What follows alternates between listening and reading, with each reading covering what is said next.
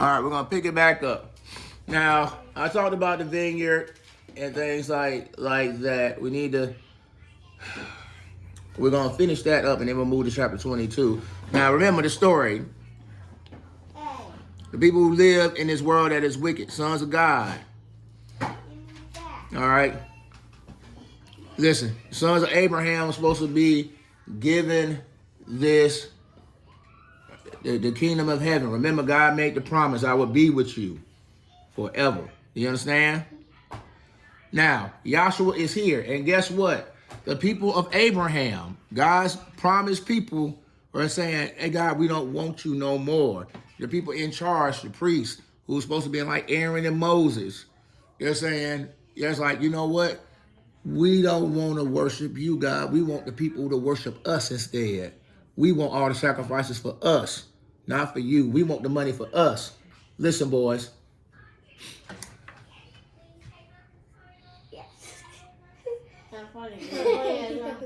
Listen. And so, the people, and so when the chief priests, these are people acting like Moses. These are people that are acting like Aaron, like the Levites. Are they really acting like Moses? They're in their position. All right? They understood that Joshua was talking about them. All right? And so in our vineyard story, the slaves are the prophets. You understand? The Elijahs, the Hoseas, the Jeremiahs, all those names in that Bible, those are the slaves and servants. God is the owner of the field. You understand? The people who are working the field, those are the priests, the scribes, the church. You understand? The Levites, the people who are in Aaron's position, the people that are in Moses' position, the people who are supposed to be taking care of the people of God, who are supposed to be responsible for the things of God. Do you understand? That's the vineyard. The vineyard is everything with the things of God that they're in charge of, that they're supposed to be taking care of. Do you understand, boys? And they were not doing what they were supposed to do. And so Joshua is saying, hey, man, y'all are going to be thrown out of here and killed. Y'all, the people who are in charge, especially. You understand? And so they understood what they were spoken about to them. And so once he said that about them, they got upset. Verse 46, when they sought to seize him, they feared the people because they considered him to be a prophet. Verse 22. Oh, they definitely wanted to kill him after that. Because before Damien, they were jealous of Joshua because he had more authority. He was doing all these things, and people loved Joshua, right? And all Joshua and even John would say, hey, turn from your sin, turn to God. And now Joshua and his crew of disciples are going out healing people and doing great things and helping people for free. Now, the people who were supposed to be taking care of the people that's supposed to be representing God were instead cheating the people and stealing from the people and taking all the offers and all the money to make themselves rich. Stuff we see today in our churches. Our churches, some of these churches out here are palaces. And these men of God be real rich. They live next door to pro athletes making millions of dollars. Some of these guys living real lavish lifestyles, while at the same time not helping the people in their churches. And so there'll be people in their churches that are hungry, that are hurting, that are starving, that are about to lose their homes, etc., etc. Instead of them taking that money and helping them with what they need, the people that are sick, paying for their medical bills so they can go to the doctor, etc., they'll take that money and go buy a Lamborghini. Or go buy, like one pastor said, I had to buy a mansion for all my wife so she can keep her clothes and her purses and stuff in across the street from our other mansion. What mansion? Yes, there's some pastors out there living that have their own fleets of jets that run around with entourages that look like the president when they come in, when I worked at that Christian television network, the way some of those pastors walk, they walk in there like true kings. They wear the finest clothes, the finest jewelry, and guess what? Yeah. You better not say a word to them. When they walk into place, you cannot talk to them. Why not? Oh, that's the rule. You don't speak to the man of God. You don't mess with the Lord's anointed. You about to go out and do work. Don't say nothing to him. Don't even approach him. If they talk to you, all you say, hello. You keep moving. But those guys are special. You can't approach them. You can't talk to them. Is it on the Bible? Of course not. No, that's what Yahshua was saying. That's what the people, the growers, the wicked people. You can't talk to him? Yeah, that was the rule. Did God say that or? No. Remember, what was God like? What was Yahshua like? Anybody that talked to him could, even after they killed his cousin. They wouldn't even let the man grieve. He couldn't even be by himself. People kept coming, and he kept caring for him. He kept taking care of them, like he was supposed to do. He loved them, and so. But instead, again, the people who are the people in the name of God were abusing the people. Okay, and they would get thrown out. Now, we would be done the same. We could be done the same way if we don't love our neighbors and things. And in this current, I'm going to use this word, dispensation. And so, even for us, or someone like me who has confessed faith in God and has the Spirit of God in me, if I do not do right by you guys, I will be held accountable for it. The Lord will not be happy. Because my job is to teach you the ways and care for y'all. Do you understand? It's the same thing that the people, the priests and the scribes, the Pharisees, the Sadducees, were supposed to be doing with the people of Jerusalem. And they weren't. You understand? You will understand later. Chapter 22. Oh, it's a lot of Yahshua words in 22, and then we'll finish.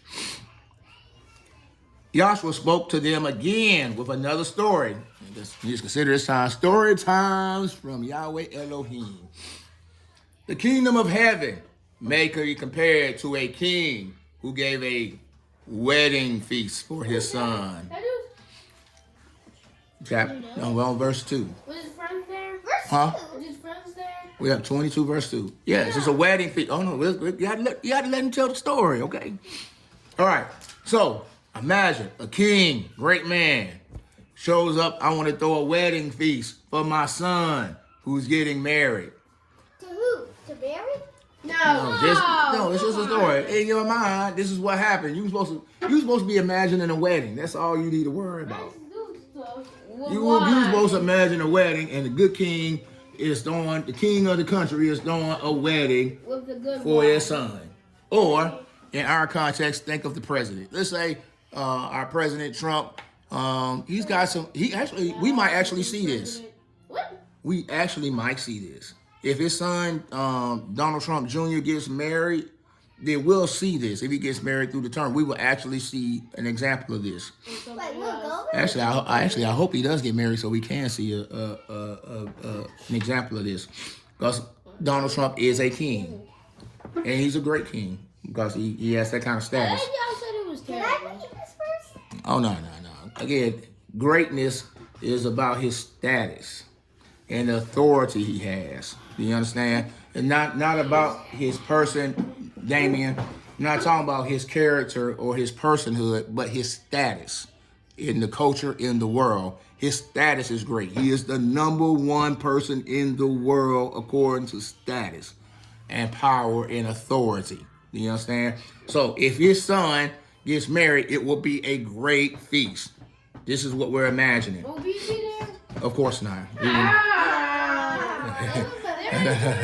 We don't have the type of status to be invited to a place like that. What if we were? If we had the type of status, we would be there. But we don't have that type of status to be there. We have that type of status. If we had that type of status, we would be there. What kind of snacks do we do? I was asking. If we were there, we're going to eat some good food and be at a very rare event and a great party. It should be a good time for us. Anybody at that wedding, it should change their lives. Sounds great. Right, it sounds great. Keep that in your mind as we listen to this story, okay? So he's gonna do this. He's gonna do this party, and he sent out his slaves, the people who work for him, to call those. So this thing, the president sends out all his workers. Let's say that he calls to invite people to the wedding feast, and they were unwilling to go. And so he sends his people out and said, Don Jr. is getting married. Imagine the president says, hey, man, my son is getting married. I want to throw the biggest wedding party in the entire world. Everybody who wants to come can come. What? But the people said, nah, we ain't coming to this wedding. Again, he sent out other people and more invitations. He went on Facebook. He went on X. He went on all the places and tell all those who have been invited, behold, I have prepared my dinner, my oxen, my fattened livestock, all the butchered, and everything is ready. Come to the wedding feast. Come see Don Jr. get married. We got the best food ever. It is very, very good. But they paid no attention and went their own way. One to his farm, another to his business, and the rest seized the slaves and mistreated them and killed them. So some people were so unbothered. They was like, man, I don't want to go no rich party with y'all rich folks. Man, Bumpy, I kill these guys and take what they got. I don't even care. That's how wicked they are. Did anybody come to the party? Hold on. But the king was enraged, and he sent his armies and destroyed those who murdered and set the whole city on fire. So everybody Right. I invited all y'all to the party, and you don't want to come to the party? Okay. Yeah, obviously you're not my people. Y'all are my enemies. So I must send my army and treat y'all like my enemies. How do I know you're my enemy? Because I sent my representatives to invite you to a party, and your response to a party invitation was to beat and kill them. So yes, we're going to burn the city to the ground. That is an appropriate response. Now, so verse 8, 22 verse 8. Then he said to his people, his servants, the wedding is ready. Shh. We're on 22. Listen. So, in your imagination, guess what? I done burnt the city now, but we done cooked all this food. I got a band, a DJ, and everything. And my son is still getting married. But what we gonna do? We got this beautiful place, and we ain't got nobody here. We ain't got nobody here. So guess what he does? Listen up. And so the wedding is ready, but those who were invited were not worthy. Go therefore to the main highways, and as many as you can find there, invite them to the wedding. Those slaves went out into the streets and gathered all they found, both evil and good. And the wedding hall was filled with dinner guests. But when the king came to look over the dinner guests, he saw a man there who was not dressed in wedding clothes. And he said to him, friend, how did you come in here without wedding clothes? And the man was speechless. Then the king said to the servants, bind this man up, hand and foot, and throw him out in the outer darkness, in the place where there is weeping and gnashing of teeth. For many are called, but few are chosen. And so, he's saying, I got an open invitation to come to this beautiful party here that I'm throwing, a celebration. I invited some of y'all with direct invitation. Y'all said no. Y'all actually rebelled. So I killed them because they were my enemies. But then somebody had the audacity.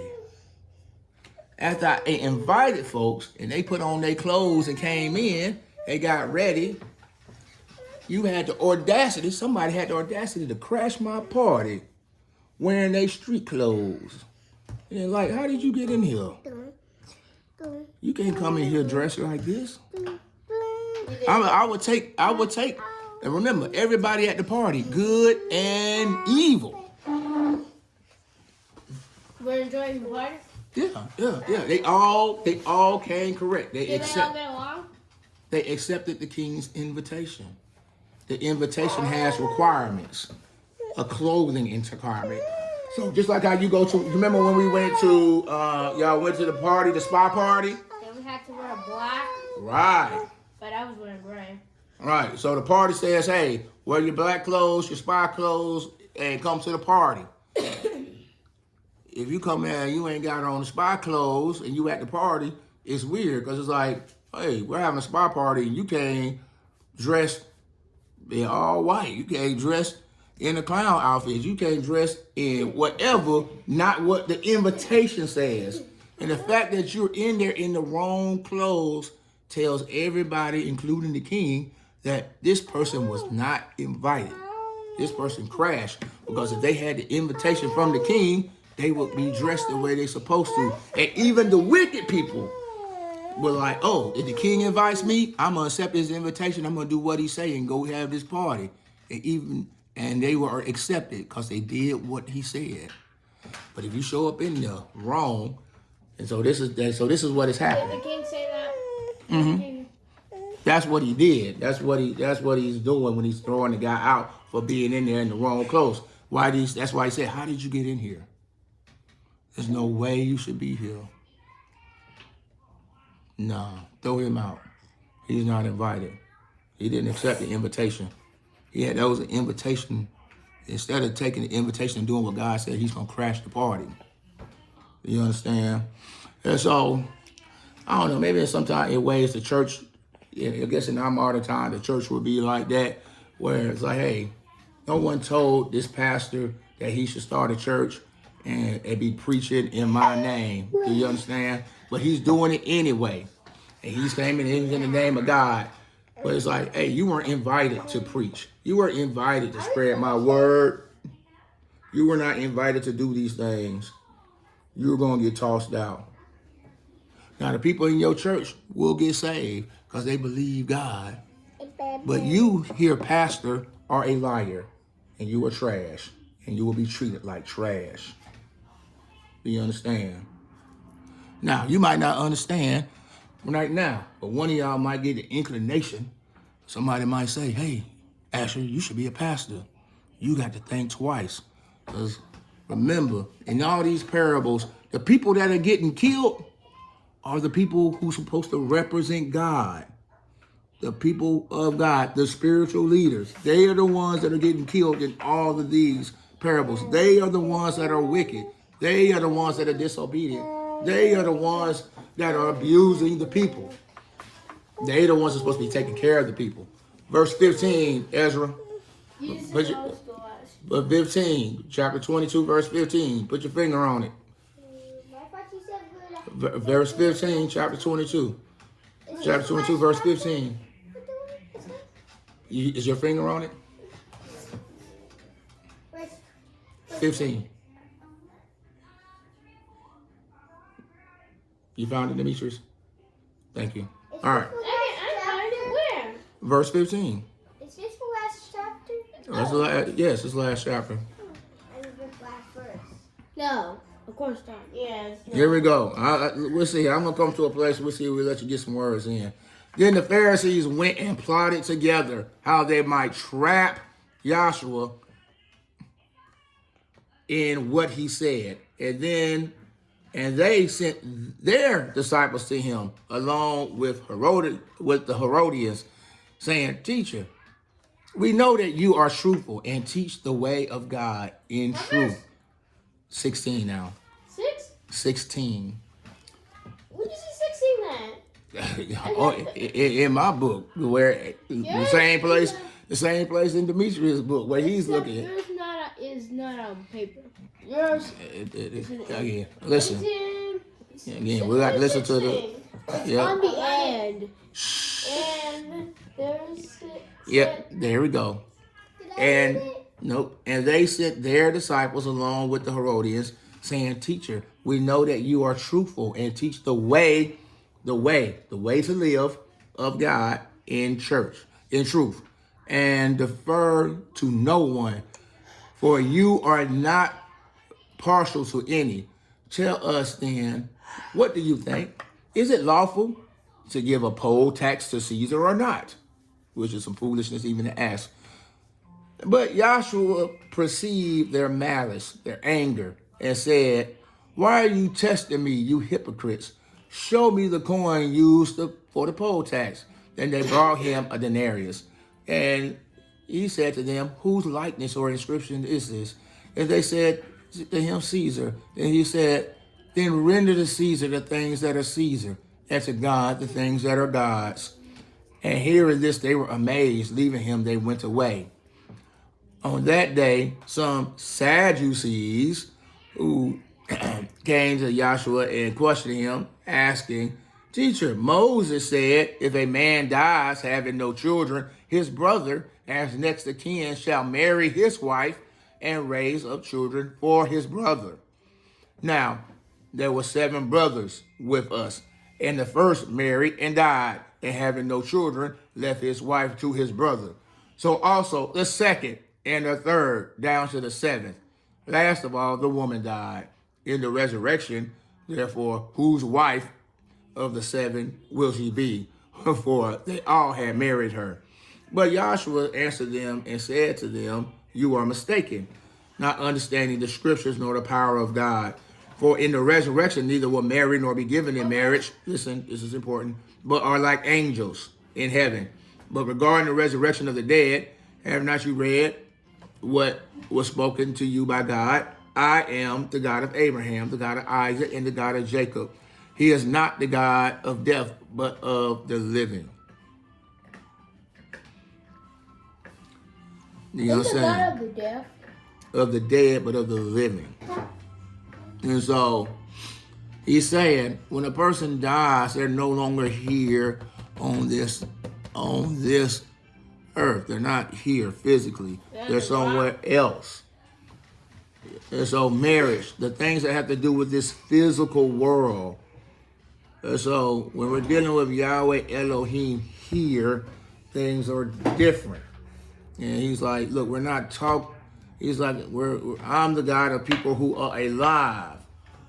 That's all he's saying. Look, I am the God of Abraham, but Abraham died. I am the God of Isaac, but Isaac died. I am the God of Jacob. Jacob died. Remember the promise, I will be with your seed forever and ever and ever. I am here for those who are living. Those who are dead are already with me. They came from me anyway. Do you understand? Like the angels, they're in a spiritual place, a place unseen, like your imagination. 33. When the crowd heard this, they were astonished at his teachings, but the Pharisees heard that Joshua had silenced the Sadducees, and they gathered themselves together. One of them, a lawyer, asked him the question, testing him, "Teacher, what is the greatest commandment of the law?" And he said, "You shall," 37, most important thing, you already know. Verse 37, Damien, what does it say? He said to them, "Love the Lord your God with all your heart and with all your soul and with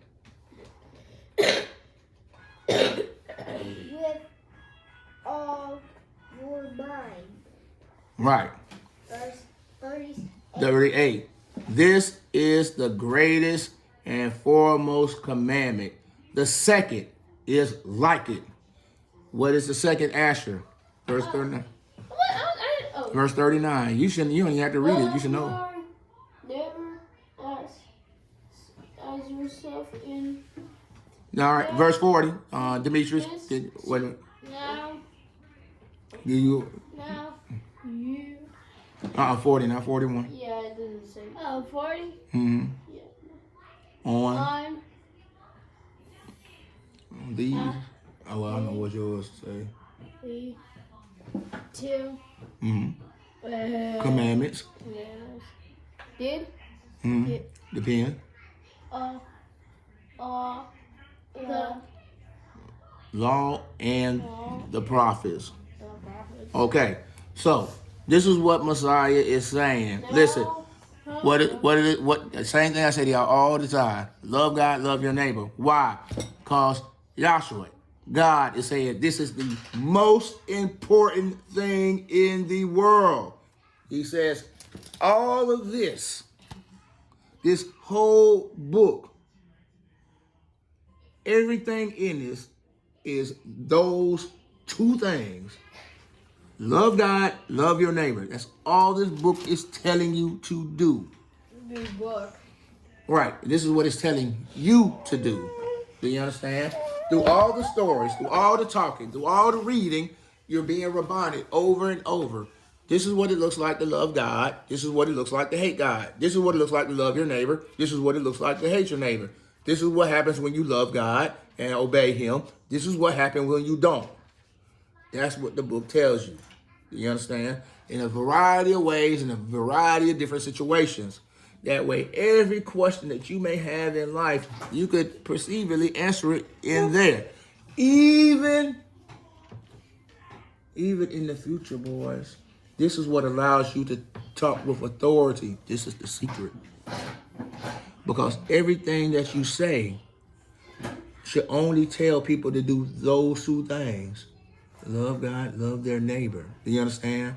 So when I talk to y'all about, hey, don't hit your sister. Hey, go be nice. Hey, share this. I'm just telling you to love your brother or sister. You told us your sister? Yeah, yes. What did I just say? Hey, you bring that popcorn. You make sure you share it with your sisters that are asleep, that are not here. Right. Okay, I remember that. I know you forgot that part. I remember that part. Right. But, But what am I really saying? I'm really saying love your sisters who are not here. because You- they're sick. Right, because they're sick. And y'all about to come home with some great treats from this fabulous place. And they would have loved to go on and have some. But because they can't, the way you can show them love is by sharing your treats with them. Do you understand? I bet y'all put yours back to mine. All right. No. All right. That's the most important thing. All that book is teaching you this. All right, here we go. We're about to finish. All right. 42. What do you think about the Christ? What's so funny? No, he's crying. Verse 42, boys. And he says, what do you think about the Christ?